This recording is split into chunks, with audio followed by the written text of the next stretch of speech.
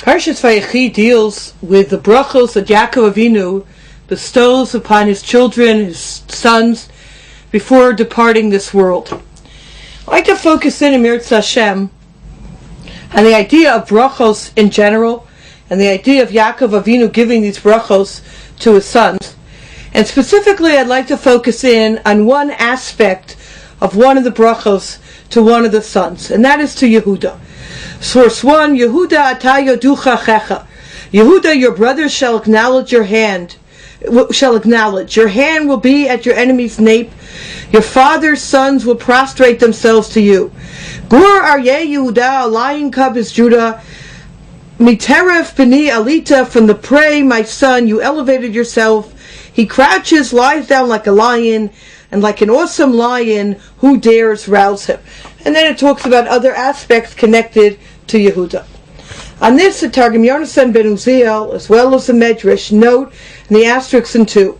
So admired will you be by all your brothers that Jews will not say, I am a Reubenite or a Shimonite, but I am a Yehudi, a person from Judah. Thus we find that Mordechai in the book of Esther was known as Mordechai Yehudi, even though he was from the tribe of Binyamin.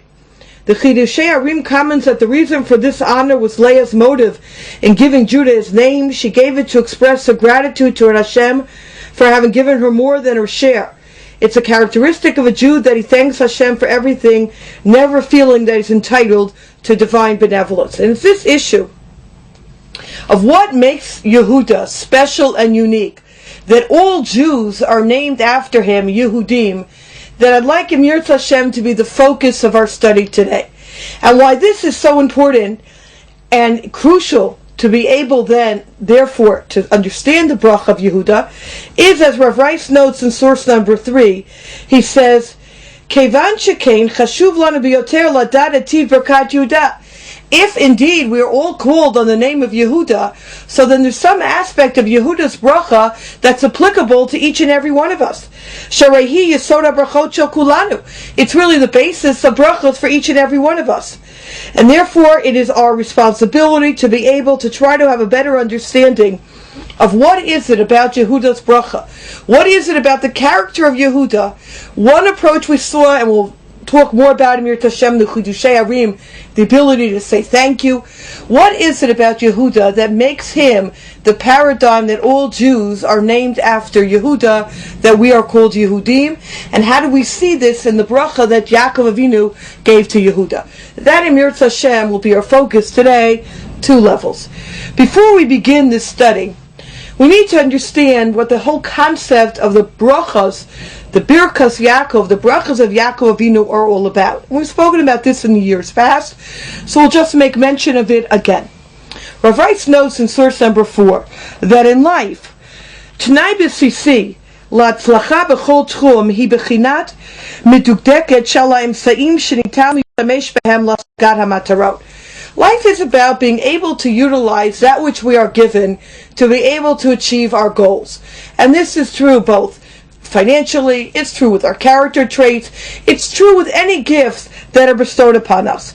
And this is definitely true b'tchum haruach. This is definitely true spiritually as well. So for example, a person who has a very cheerful personality, a person who always is able to smile and be able to raise the spirits of others, they have a responsibility to live a life making others happy and being able to say a kind word. Although that responsibility is upon all of us, they have a special responsibility, a special place. That's their responsibility in life, because this is their tchunas hanefesh. This is what makes them unique. This is their character trait. When Yaakov Avinu in source 5 is giving brachas to his children, what he's basically doing is zooming in, zeroing in on what is the character trait of each son. And sometimes it's a character trait, like in the case of Ruvain, that he moved a little bit too quickly, or Shimon and Levi, anger. But by focusing in on what their positive or negative character traits are, then the son will be able to better acknowledge who they are and be able to develop themselves to the best of their ability.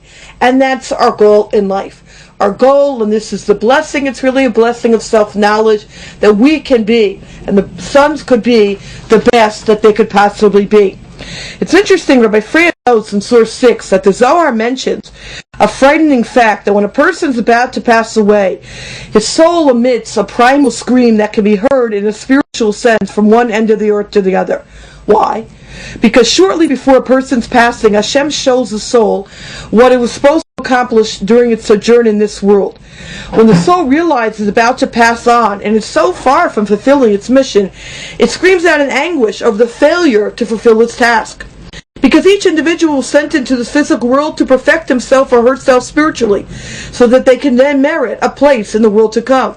And we're charged with a unique mission, a challenging assignment that only we can fulfill. We are granted the necessary tools to fulfill the task at hand, the intellect, the financial resources, and specific character traits necessary for our mission.